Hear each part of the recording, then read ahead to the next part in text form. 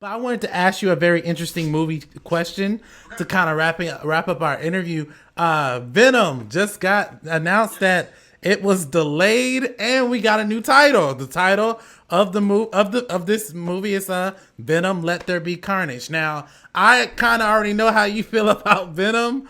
I personally did not like it. I thought it was a CGI mess. I love Tom Hardy. I love the actors and the people that were involved. But personally, it seemed fake to me. It didn't seem real. How do you feel about this new development? And do you think that this could potentially be a great movie? Uh, I, you know, I it's a weird one for me because it's like there's things in it that I really liked that I thought were a lot of fun. The bromance between the two of them I thought was fun.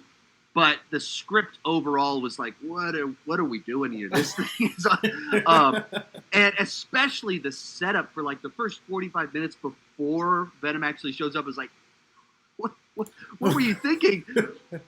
And so it's weird because as much as I have all these big criticisms, I still have this weird amount of hope for the project because I did like the relationship between the two of them. So if they've got one movie behind them that has all that setup stuff that just got to drag the movie out, and they figure out what doesn't work, there's the potential that this one they can just focus in on all the good aspects.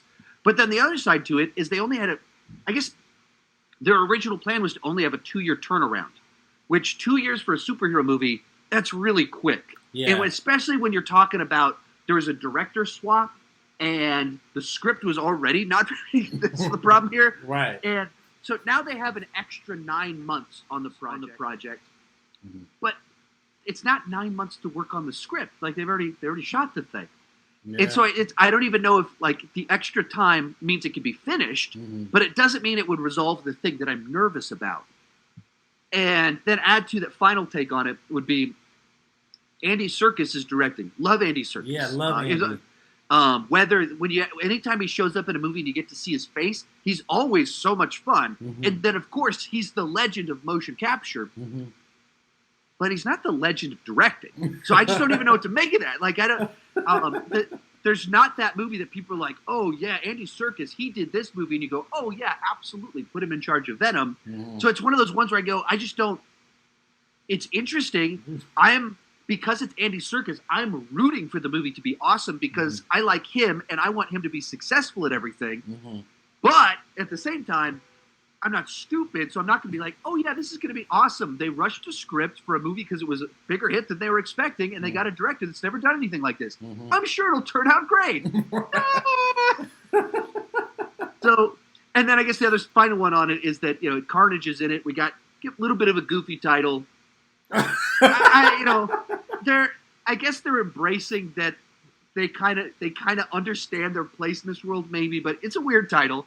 And if you're gonna do, I guess the question everyone's saying is, you're doing Carnage PG-13. How does that even work? So, I mean, that's a very I'm glad you said that because yesterday on my show, I was talking to my panel. I said, listen, because people kept saying that the trailer was coming out by the end of this month, and I was like, in this middle of the pandemic, if Sony did that, that would be stupid. That would be dumb, and I think that it would be wise if they move it.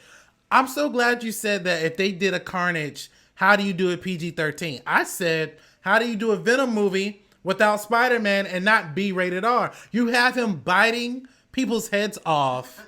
And then when you watch him in the movie, it's like he bites them off and the bodies fall, but you don't really see that, the interaction. So I'm so glad you said that. I want people out there to think that it's not just me who thinks this, but I'm so glad I had you on the show, Sean.